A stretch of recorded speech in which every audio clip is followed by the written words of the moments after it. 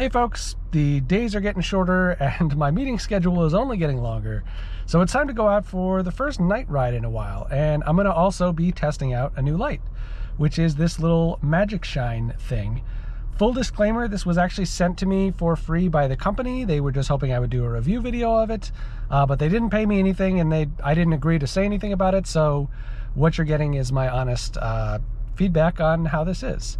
So this is meant primarily as a handlebar light, and it doesn't really work as one for mountain biking.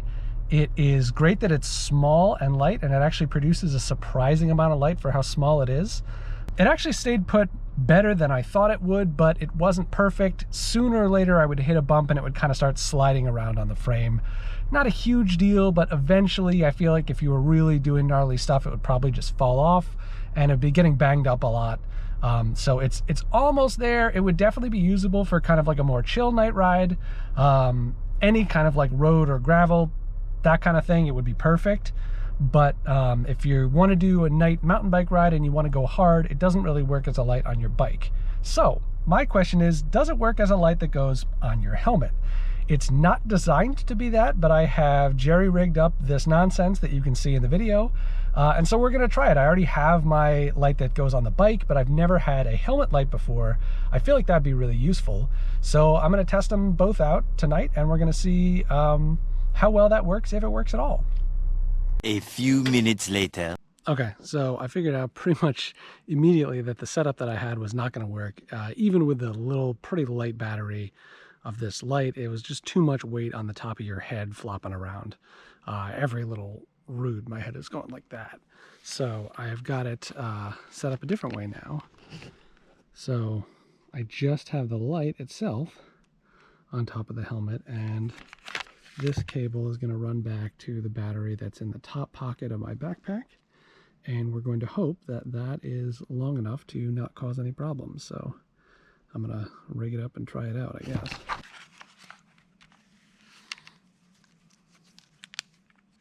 Now the problem is I got a lot of cable flopping around behind my head, but I think that's going to be preferable. And, well, I can move my head around at least, so I'm going to have some floppy cable behind me, but let's see if that's any better.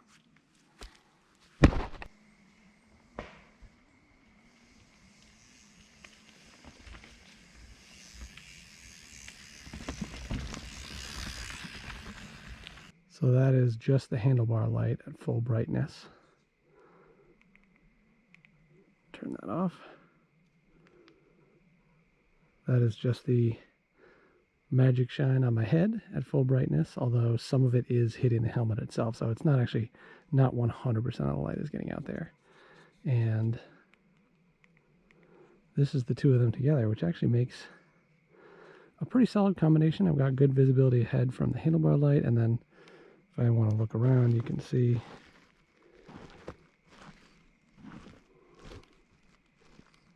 I'm getting good kind of spotlight with the Magicshine.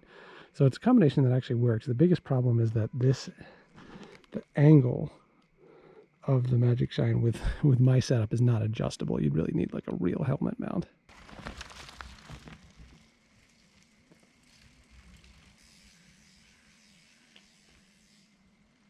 Okay, so it was too dark to film a wrap up last night, but here are my final thoughts on this little guy. Like I've said, I think this is a great bike light for anybody who's doing road riding at night, gravel riding at night, even kind of slower, more chill trail riding at night. It would work for that. It doesn't work well as a mountain biking night light if you're doing anything more gnarly, just because it only has that one strap to hold the battery onto the frame. It just doesn't work well enough. It slides around a little too much. And it's maybe not quite bright enough if you're only going to have one light. It worked well enough as a helmet light, but it's really not designed for that. I mean, if you look at my ridiculous setup here, it wasn't built with that purpose in mind. And the big problem with this kind of ridiculous setup is that there's not an easy way to tilt it. So if you look at how it's angled, it's actually kind of pointed down more than you would want it to be when you're kind of trying to look ahead at the trail. And I could have, I could jerry-rig this even more, right, and like wedge something in there to point it up a little bit, but at that point, when you're doing so much modification, I think it's worth asking the question, why not just buy a light that's meant to go on your helmet, that's built for that? So good things about it would be its size. It's pretty easy to carry around. You can just, even with the battery, you just throw it in a pocket and it'll fit. It puts out a surprisingly good amount of light for how small it is. It's not quite as bright as my other light, but it is about, the light itself is maybe half the size and the battery is less than half the size. So the fact that they're even comparable is pretty impressive. And it's easy to charge too, because you can just plug a USB thing into it. So you've got that pretty much everywhere, including in your car, which might be important.